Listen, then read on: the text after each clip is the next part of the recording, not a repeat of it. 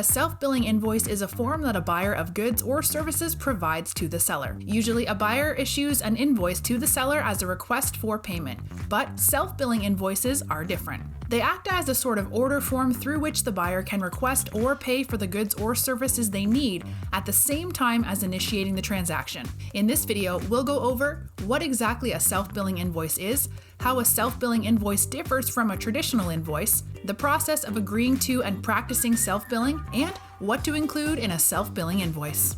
So first, what is an invoice? An invoice is a document that records a transaction between a buyer and a seller.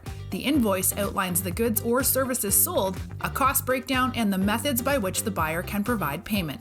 A traditional invoice is given by a seller to a buyer. Upon delivering a product or service, the seller provides an invoice as a request for payment. A self-billing invoice, on the other hand, is given by the buyer to the seller. This type of invoice is really only used in specific professions and situations. A self-billing invoice might be used if the buyer is a regular customer of the seller and routinely orders different amounts of something from the seller. In this kind of situation, it makes more sense for the buyer to produce and issue a record of the transaction. Let's look at how this might work.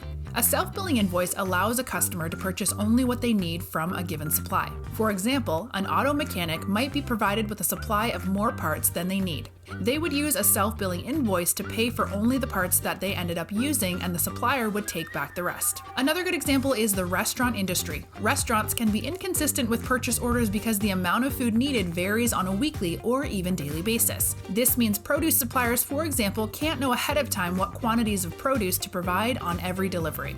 Often restaurants will drop an invoice detailing exactly what products they need in their next order.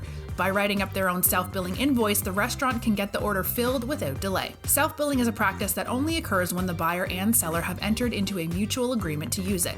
This agreement should be written down and regularly reviewed. The format of a self-billing invoice doesn't change much from the standard format of an invoice. A self-billing invoice should include the seller's name or company name, the seller's contact information, the buyer's name or company name, the buyer's contact information, a description of all items purchased, a total cost of all items purchased, and any attachments such as purchase orders if these are applicable. A self-billing invoice can be generated manually in a word processing or spreadsheet program. Online invoice generators like Invoice Maker can simplify and accelerate the process. Be sure to click the link below to access self-billing invoices and templates for any other kind of invoice you need to run your business.